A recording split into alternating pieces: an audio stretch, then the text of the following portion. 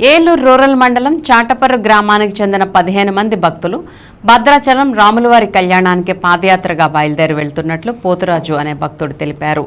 సోమవారం సాయంత్రం బయలుదేరి మంగళవారం ఉదయానికి కాంవరపుకోట చేరుకున్నారు. ఏలూరు, తడికెలపూడి, కాంవరపుకోట, బొర్రంపాలెం, మధ్యాహ్నపు వారిగూడెం, జీలుగుమిల్లి, అశ్వారావుపేట మీదుగా భద్రాచల పాదయాత్ర చేయనున్నట్లు వారు తెలియజేశారు.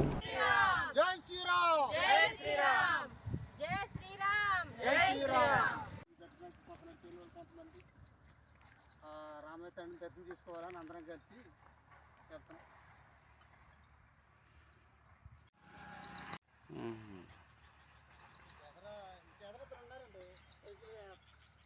సైకిల్ నిన్న చాటపారు ఏలూరు అవతల చాటపారు నుంచి నడిచి వస్తామండి రామయ్య స్వామి సన్నిధికి.